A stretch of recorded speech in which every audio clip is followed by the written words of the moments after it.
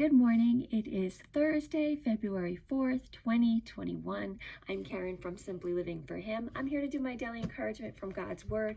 I hope that these videos do encourage you, and if so, I would love for you to subscribe to the YouTube channel, share it with a friend, come on over to our Simply Living for Him online women's community, where I also post these videos every day, as well as right on my website at simplylivingforhim.com.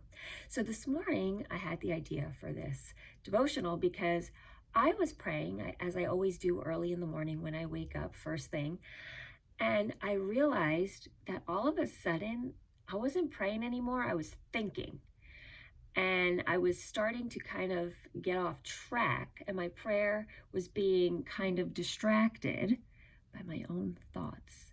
And I'm sure you can relate out there. I'm sure there is someone out there who can relate to the idea of overthinking. I know I do. And I really was thinking about this morning and thinking how our own thoughts can be such a distraction from our prayer. See, when we're praying, what we should be doing in prayer is surrendering and submitting to God.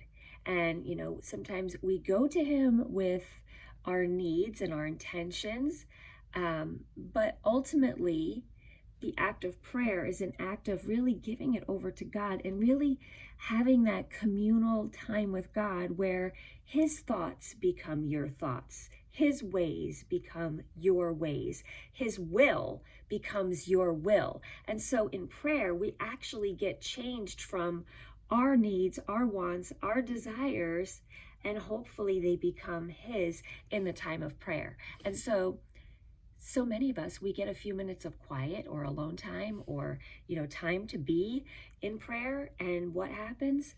Our thoughts overtake us. And, we can start overthinking things. And I can do this all the time, like just pour over the same thing in my mind over and over and over. And this morning I realized, what am I doing?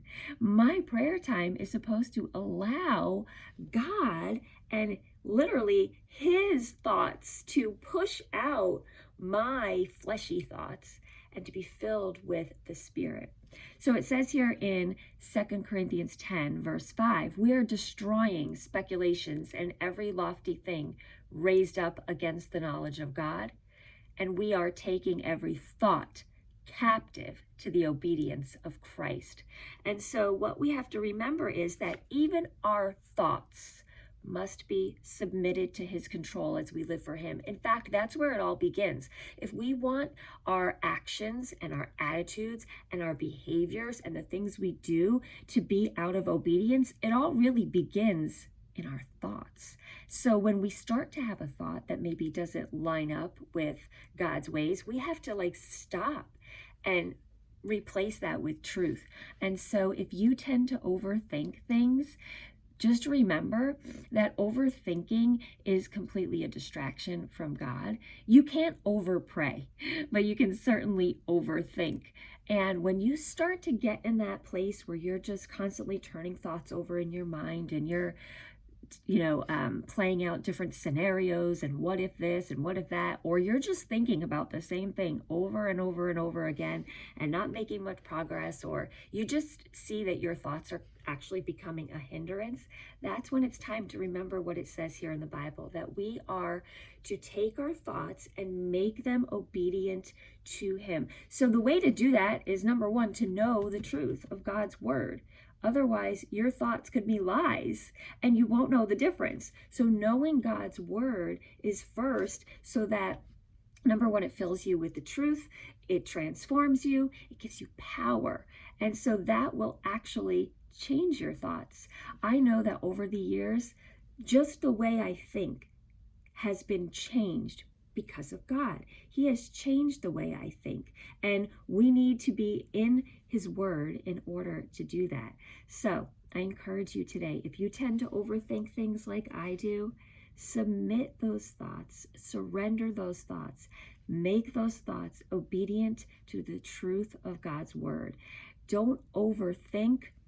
Go to prayer, go to his word and let his thoughts become your thoughts. Let his ways become your ways. I hope this encouraged you today, and if it did, share it with a friend. Let me know what you think. And until the next time, I wish you all the blessings and joy in Jesus today.